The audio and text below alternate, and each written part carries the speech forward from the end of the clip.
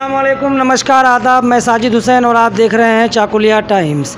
इलाके से जुड़े चंद अहम और ज़रूरी सवालों के साथ हम हाजिर हुए हैं आज चाकुलिया पश्चिम के local secretary all India forward block के जनाब मास्टर अबुल कलाम साहब के पास, और इनसे जानने की कोशिश करते हैं कि मेरे द्वारा किए गए सवालों पर इनकी क्या राय है। तो सर, सबसे पहला मेरा आपसे सवाल है कि 1344 लोग पश्चिम बंगाल में कोरोना से संक्रमित हैं। अब तक 68 लोगों की मौतें हो चुकी हैं, और इस महामारी से लड़ाई में पश्चिम बंगाल सरकार जो भी कदम उठा रही है वो आपकी नज़र में कितना सही है और आप उससे कितना सहमत हैं? देखिए, सरकार जो कदम उठा रही है, सबसे पहले तो मैं आपके चैनल का शुक्रिया अदा करता हूं कि हमारे इलाके के लोगों को अवेयर कर रहा है जी। और साथ ही जिन लोगों तक मेरी आवाज़ पहुंच रही है सबको मेरा सलाम नमस्कार कहते हुए मैं अपनी जो मैं समझ पा रहा हूं वो आपके माध्यम से लोगों तक पहुंचाने की कोशिश कर रहा हूं। अभी सरकार जो कुछ कर रही है वो ऑर्डर करने का काम कर रही है, जो सही कर रही है। हम सही भी कह रहे हैं, लेकिन करने के नाम पे ऑर्डर हो रहा है। जैसा असल काम अभी हुआ क्या, लॉकडाउन में काम किसको करना है? लॉकडाउन का आवाम को। घर में बैठे रहना है, कमाना नहीं है, खाना पड़ेगा ही, ये सारा सब कुछ बोझ आ रहा है आवाम पे। तो इस पे जो एक महामारी के दौर का एक एक्ट है और महामारी के दौर का जो फंड होता है, उस फंड के तौर पे आवाम तक जो पहुंचना चाहिए, ख़ास तौर से गरीब लोगों तक, वहाँ पे हम सेटिस्फाइड नहीं हैं। जैसा कि 1000 रुपया बाहर जो लोग हमारे रह रहे हैं, बिल्कुल गरीब किस्म के ही लोग बाहर रह रहे हैं, उनको 1000 रुपया आप दे रहे हैं। अब एक्सीडेंटली उनकी अगर तबीयत ही ख़राब हो गई, वो अगर डॉक्टर के पास 1000 रुपया वहीं खर्च हो गया। 1000 रुपये एक आदमी कई दिन खाएगा? तो ये सारी चीज़ें ठीक है कि रस्म निभाई जा रही है, लेकिन प्रैक्टिकली जो आदमी को हमको सेफ़ करना है सरकार के ज़रिए लोग सेफ़ नहीं हो रहे हैं। दूसरी तरफ इलाज का मामला, आप लॉकडाउन करके बीमारी को हटा रहे हैं, बहुत अच्छी बात। ये एक कदम है, लेकिन जो ज़रूरी भी है, हमने इनकार नहीं किया है, लेकिन इस कदम के साथ साथ जो इलाज का व्यवस्था होना चाहिए, जो इलाज का इंतज़ाम होना चाहिए, उसमें कमी है। उसमें कुछ भी नहीं है। ना तो आपके पास PPE है, ना तो आपके पास टेस्टिंग किट है, ना तो आपके पास क्वारंटाइन सेंटर्स एडिक्वेट हैं, कुछ नहीं है। इस सूरत में आपको लॉकडाउन ही बढ़ाना पड़ रहा है, क्योंकि इलाज का व्यवस्था आपके पास नहीं है। एक आदमी अपना टेस्ट कराने से डर रहा है, इसलिए डर रहा है कि वो जानता है कि अगर खुदा न खास्ता हम पॉजिटिव निकल जाएं तो हमको क्वारंटाइन सेंटर में ले जाया जाएगा, और क्वारंटाइन सेंटर में कोई केयर नहीं करेगा। ऐसा लगता है जैसे मरने के लिए किसी को वहाँ ले जाके छोड़ दिया गया हो, इसलिए कोई टेस्ट कराने को तैयार नहीं है। किसी को अगर अपने आप पे शक भी होता है तो डर के हमारे डॉक्टर के पास नहीं जाता है। और एक सवाल मैं आपसे ये करना चाहूँगा, आपने जो बातें बताई लॉकडाउन में, सर, जो इस लॉकडाउन में जो सबसे ज़्यादा प्रभावित हुए हैं वो गरीब मज़दूर, आम आवाम और रिक्शा चलाने वाले, ऑटो चलाने वाले, छोटे व्यापारी, छोटे दुकानदार, जिनको लॉकडाउन का ऑर्डर पूरा फॉलो करना पड़ रहा है और लॉकडाउन को फॉलो भी कर रहे हैं। ऐसे लोगों को ज़्यादा परेशानी आई है, तो सरकार ये कोशिश कर रही है कि लोगों तक मदद पहुंचाई जाए फ्री राशन के माध्यम से। अभी जो आप बता रहे थे कि स्नेहर पारस ऐप और एक परचेस्टा स्कीम के तहत, तो जिस तरह की भी मदद सरकार के द्वारा हमारे इलाके के पश्चिम बंगाल के लोगों को पहुँचाई जा रही है, उससे आप कितना सहमत हैं? देखिए, ये मजदूर लोगों, सबसे पहले हम बात करेंगे परचेस्टा। ये सरकार की फेलियर हम इसलिए कहते हैं कि सरकार का इस टफ सिचुएशन में, इस टफ टाइम में सरकार का ऑर्डर आए और वो ऑर्डर फिर रिवोक हो, फिर ऑर्डर आए, यानी कि सरकार अपने ऑर्डर पे खड़ा नहीं रह सके, तो ऐसी सूरत में हम तो बोलेंगे कि ये सरकार की कहीं ना कहीं बहुत बड़ी वीकनेस है। एक बात। दूसरी बात, उसको ऑनलाइन आपने दोबारा डिक्लेयर किया या अनाउंस किया, ऑनलाइन जो आपने अनाउंस किया और आप बात कर रहे हैं किसकी, उनकी जिनको 1,000 रुपये की ज़रूरत है या 1,000 लेने के लिए वो पहुंच जाएगा। इसका मतलब ये हुआ कि वो बिल्कुल ही जो निचला तबका के लोग हैं वो लोग जाएंगे। हमारी आपकी तरह आदमी अगर 1,000 रुपये की हेल्प मिले तो नहीं जाएगा, छोड़ो यार कौन जाएगा इस सब झमेला में, वैसे ही लॉकडाउन चल रहा है। तो वो आदमी बहुत गरीब है, 1,000 रुपया आपसे लेगा और 10 जो है आईडी प्रूफ देगा और उसके साथ जो है आप किए हैं ऑनलाइन आएगा, या तो मेरे पास या मेरी तरह किसी नेता के पास या किसी कंप्यूटर सेंटर में जाएगा, वहाँ पे 150 रुपया खर्च है, 1,000 रुपया आएगा या नहीं आएगा वो बाद की बात। उससे पहले पता चला कि वो 100 रुपये वो खर्च कहाँ से करेगा, ये भी उसके सर पे बर्डन है जी। तो ये डिससेटिस्फैक्शन की अच्छी वजह है, इसलिए हम डिससेटिस्फाइड हैं। और वैसे भी हम लोग जो हमारा लेफ़्ट लीडरशिप हाई लेवल पे पहले से डिमांड कर रहा है, अब भी कर रहा है कि पर फैमिली 7,500 रुपये तब तक दी जाए पर मंथ जब तक कि ये कोरोना का माहौल ख़त्म ना हो जाए। ये हमारी डिमांड आज भी है। जब 7,500 पर फैमिली की डिमांड है तो 1,000 पे हम सेटिस्फाइड तो नहीं होंगे। काम किया अच्छी बात है, हम उससे इनकार नहीं करते हैं, लेकिन हमारी डिमांड तो है भाई 7,500 रुपये पर फैमिली पर मंथ तब तक दिया जाए जब तक इस तरह की ज़रूरत रहे। एक सवाल मेरा आपसे और भी बनता है कि जिस तरह की अभी राजनीति ने एक अपना अलग रुख इख्तियार कर लिया है, मैं उससे मुतालिक आपसे एक सवाल पूछ रहा हूं कि 2016 विधानसभा में जब पूरे पश्चिम बंगाल में ममता लहर चल रही थी, उस वक्त भी चाकुलिया की अवाम ने अली इमरान रम्ज़ विक्टर भाई पर भरोसा किया, उनको यहाँ से कामयाब बनाकर असेंबली तक भेजा, इस उम्मीद के साथ कि मुसीबत की घड़ी में, आपदा की घड़ी में हमारे लीडर हमारे लिए खड़े होकर हमारी आवाज़ के साथ आवाज़ मिलाएंगे, कदम के साथ कदम मिलाएंगे और हमारी मदद करेंगे। लेकिन आज जो सवाल है मेरा सर कि आज हमारे चाकुलिया के एमएलए साहब कहाँ हैं और क्या कर रहे हैं और कितना लोगों की मदद कर पा रहे हैं? देखिए, एमएलए साहब को जिस भरोसे, जिस यकीन के साथ असेंबली भेजा गया था जी, वो उसी तरह से आज भी अपनी ज़िम्मेदारी पे डट के खड़े हैं। एक बात, एक सवाल पैदा होता है कि वो इलाके में नहीं हैं। एक तो बात ये है कि अगर वो इलाके में हों भी तो लोगों से मिलना बेआईनी, इसलिए इलाके में मौजूद रहना नहीं रहना फ़र्क नहीं पड़ता।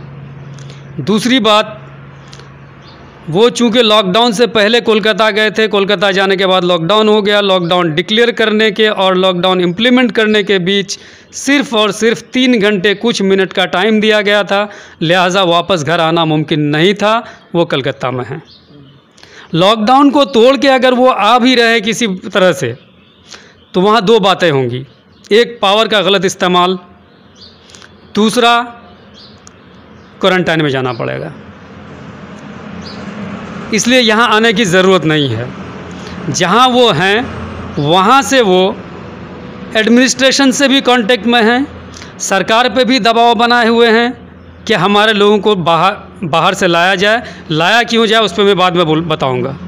सिर्फ लाया जाए बोलने से नहीं होगा, क्यों लाया जाए इस पे भी मैं कहूँगा।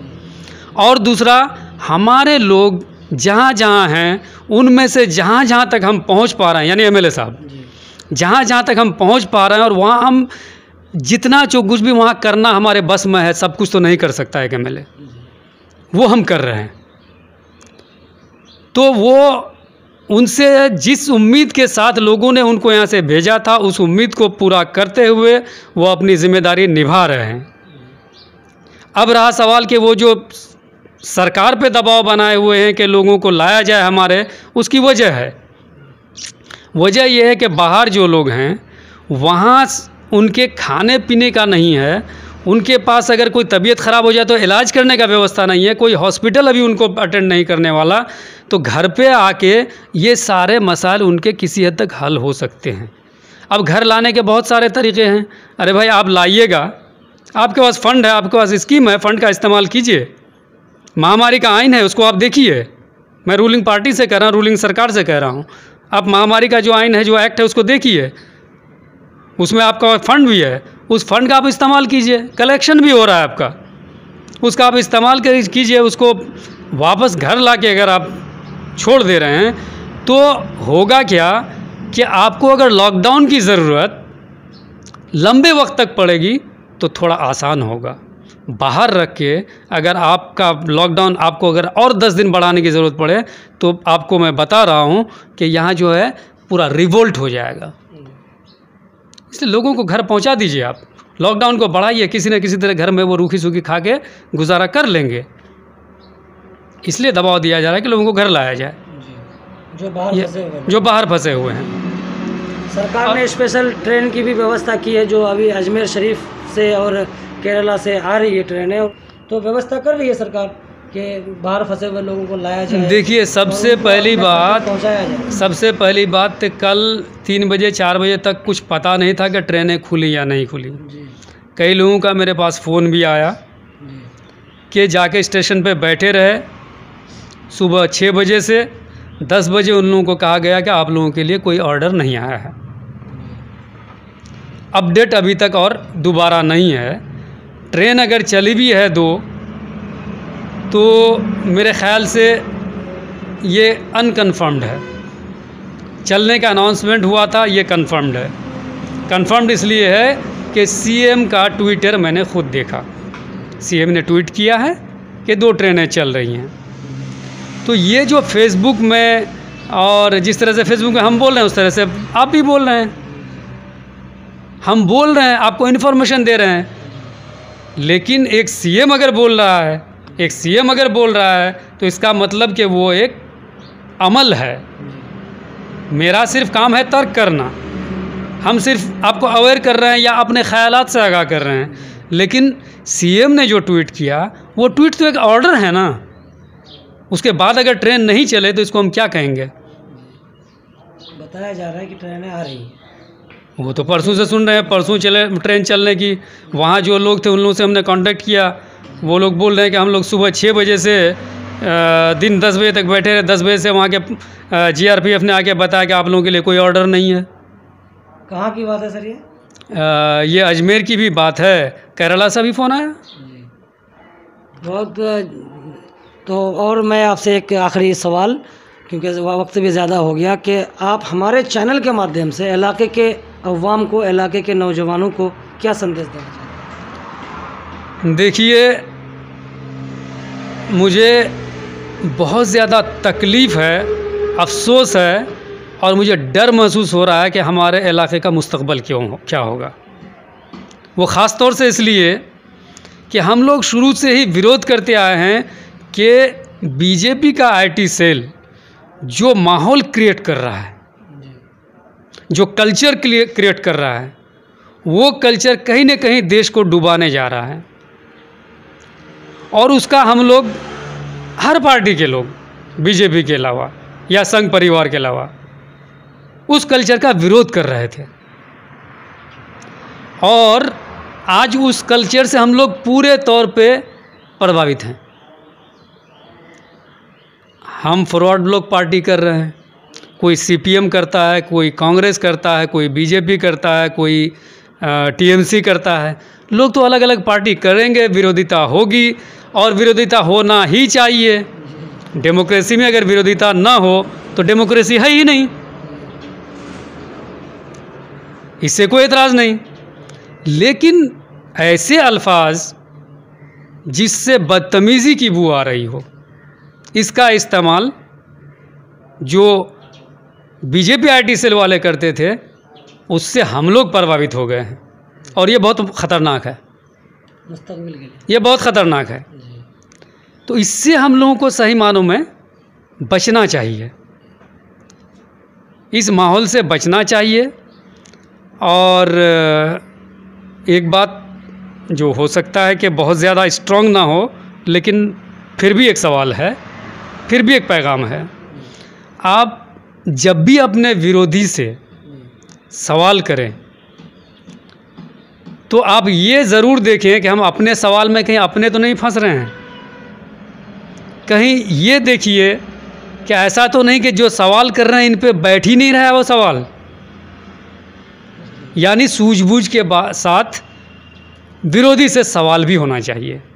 बिना सूझबूझ के हम इसलिए सवाल कर रहे हैं कि वो मेरा विरोधी है, ये जो है पॉलिटिकल कल्चर को ख़राब कर रहा है। इससे हमको बचने की ज़रूरत है। विरोध कीजिए, शौक़ से कीजिए, ज़ोर शोर से कीजिए, हर मुखालिफ पार्टी का विरोध कीजिए, मुद्दों पर कीजिए। बहुत बहुत शुक्रिया आपका, आपने हमें अपना कीमती वक्त दिया, इसके लिए आपका बहुत बहुत शुक्रिया। तो ये थे चाकुलिया पश्चिम ऑल इंडिया फॉरवर्ड ब्लॉक के लोकल सेक्रेटरी जनाब मास्टर अबुल कलाम साहब, जिनसे हमारी बातचीत हो रही थी। आपने देखा, आपने सुना। वीडियो पसंद आए तो लाइक शेयर करें और चैनल को सब्सक्राइब कर बेल आइकन को भी दबाएं। जय हिंद।